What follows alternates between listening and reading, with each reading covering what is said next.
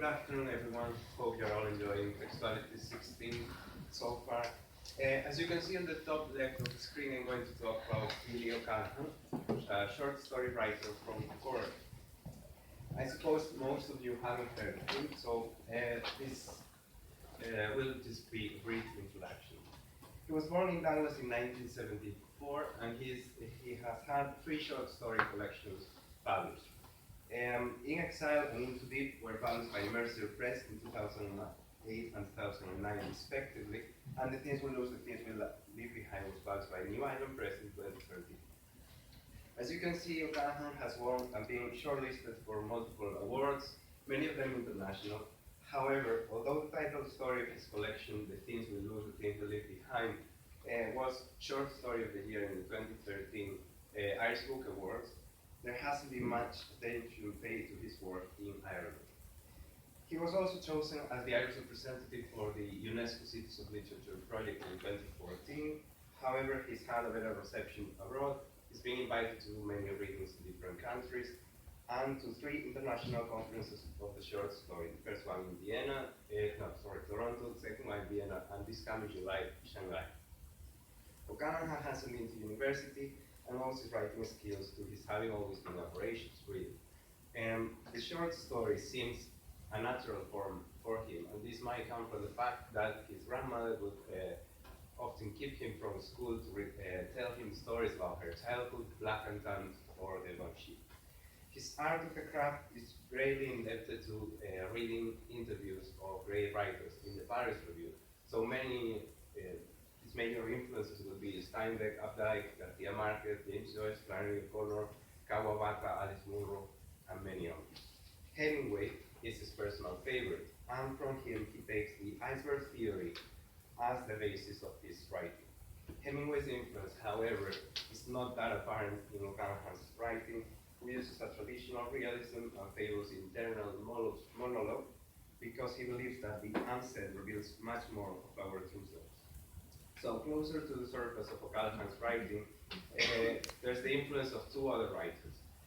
John McGahern would be his biggest Irish influence, apart from Joyce Dubliners, of course, and the Canadian writer Alistair MacLeod is a great influence, especially in terms of setting, which brings me to talk about islands and island stories. Setting is very important for O'Callaghan because it can create an atmosphere that shouldn't be expressed in words in a short story. Thus, one of the most recurrent settings in O'Callaghan's work are islands. John Donne's famous No Man is an Island in Diary of Itself is very much contested in O'Callaghan's work. The island setting heightens the sense of isolation and confined existence of the characters, while also grounding them and shaping them, giving them a sense of belonging. For O'Callaghan, islands also work as metaphors of the short story itself. As a form, you can see the edges and you can see the insides of them very clearly, but they can contain a whole world in them.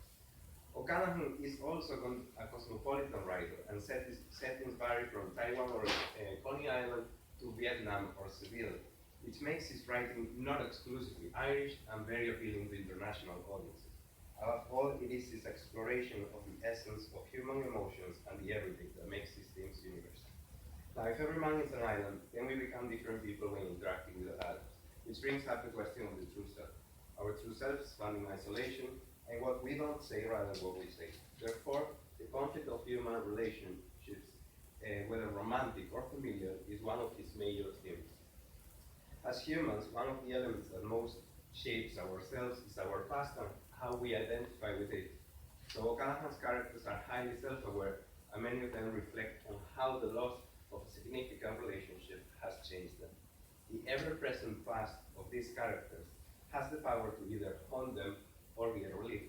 Nostalgia is part of many stories then, and sociologist Brett Davis distinguishes three types of nostalgia that move from simple longing to different levels of examination. The third type, interpreted nostalgia, is the most common in O'Callaghan's writers, O'Callaghan's characters who question the entire spirit of nostalgia. So a great example is the ending of Keep Well to Seaward, and I'll quote, "Maybe it's true that as people we are not much more than the scars we wear. She changed the way I saw myself. It would seem that my story begins and ends with her, but actually I'm not so sure that she isn't incidental. The image I've retained of her is likely idealized. That in itself says something about me, I think. And thinking of the past and its importance in our lives, of course, also raises up the question of time and how we perceive it, psychological time not being the same as clock time. Again, the island setting becomes very important here because it can create a sense of timelessness, and the passage of time is less noticeable in a place that hasn't changed a lot. However, of course, there are also changes in islands, but not being used to changes can make them seem threatening.